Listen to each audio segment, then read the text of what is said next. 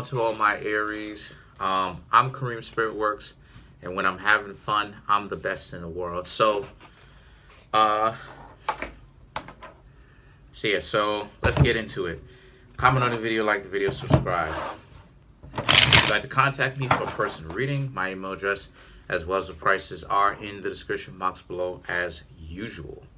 I am available to do personal readings today. So the cards that I have for you are the Hangman, the Seven of Coins, the Fool, wow, Nine of Pentacles, Strength, the Five of Cups, High Priestess. Is this going to be the same thing? Okay. Ace of Spears, Ten of Spears, and the Devil card. Okay, I'm not about to say. This looks very similar to the Taurus thing, right? But whenever it is that I get the same cards, I'm like, it's time to shuffle them up. It's similar, but not all cards are the same. So for you Aries, I'm seeing how a lot of you Aries, obviously this is Christmas time, around this time, right? You have New Year's Eve, New Year's coming up, Christmas Eve. So obviously it's the holiday season, obviously. So a lot of people will come back, try to apologize, stuff like this, because you know they don't want any kind of enemies. And that's the same kind of energy that's going on for you.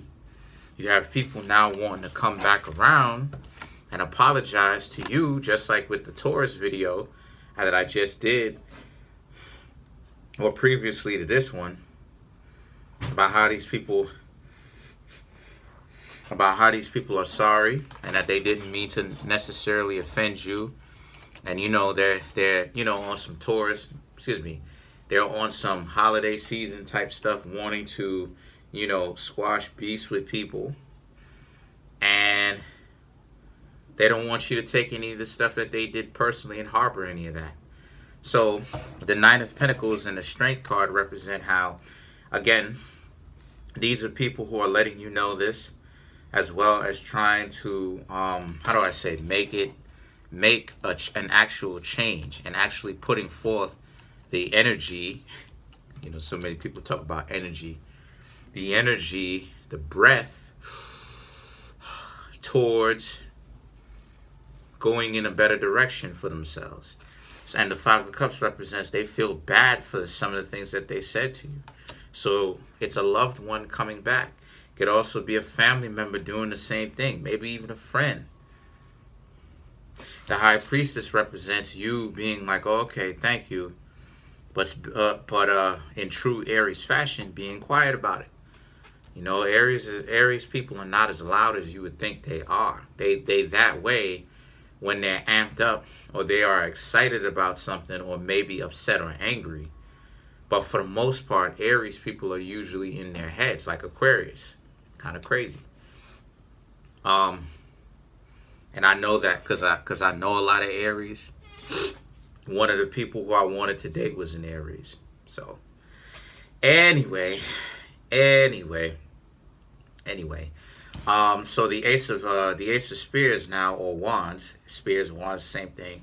It now represents kind of like the discrepancy that you Aries have to learn to get over, where it's this person apologized now, so now it's not saying that you have to get back together with this person or be cool with this person again at all.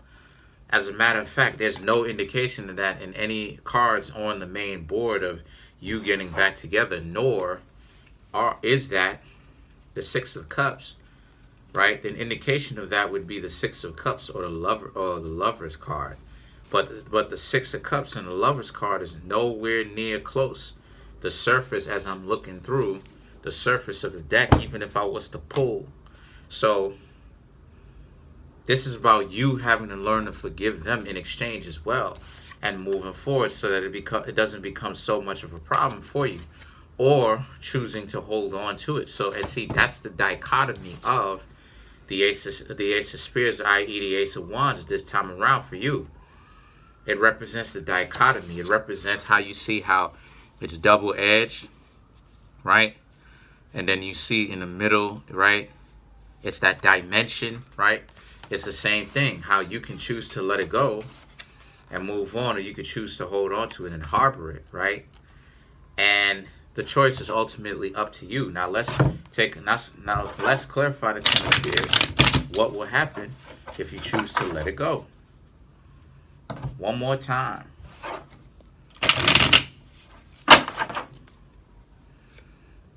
Tower, Three of Swords, Five of Wands. Excuse me, Five of Pentacles. Tower, it will be painful at first to let it go, but it will be short-term pain. You will identify what was the problem because you liked them and you didn't expect they would do it to you, and it hurt when they did. Five of Pentacles, and you would ultimately let it go. Now let's clarify what would happen if you kept on to it, if you kept on holding on to it and you didn't let it go.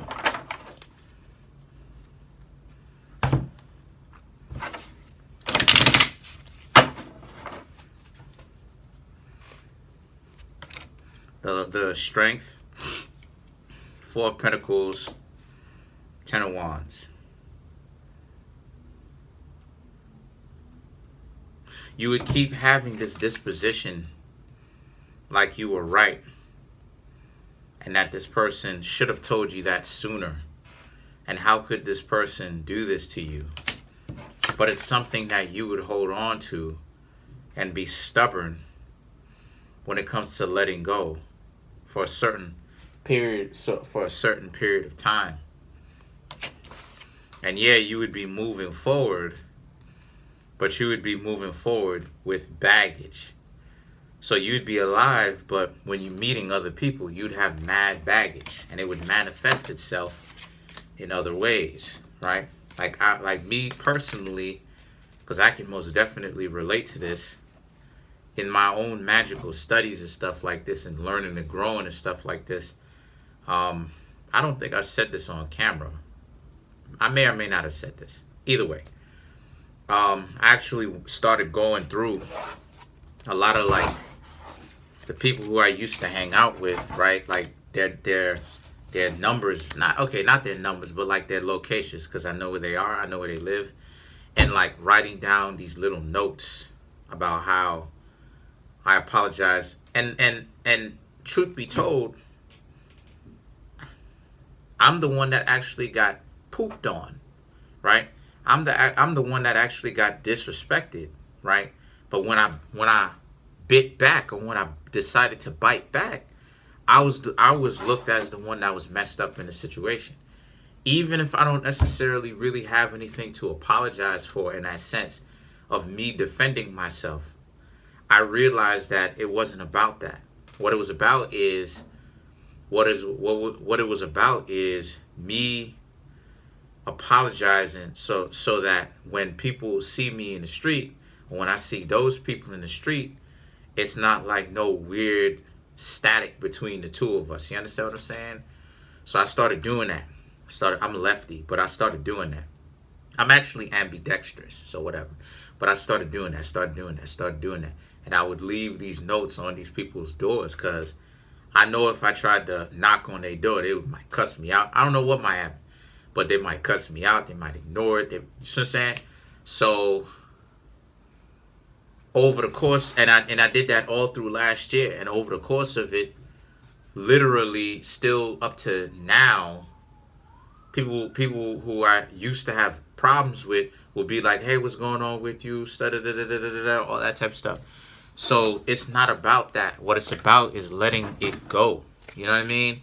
And the thing is that the more stuff you learn to let go, the more BS you learn to let go, and the more you actually choose to deal with it head on and actually resolve your problems and your trauma, is the more you evolve into the person that you were supposed to be.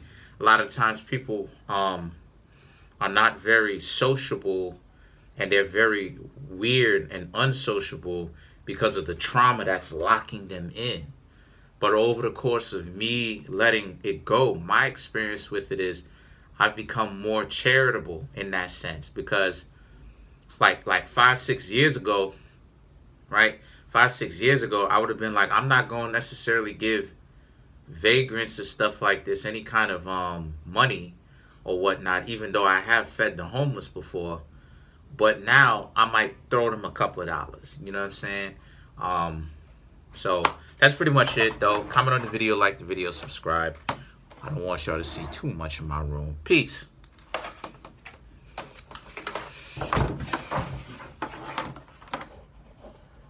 Oh, snap. It's still going on.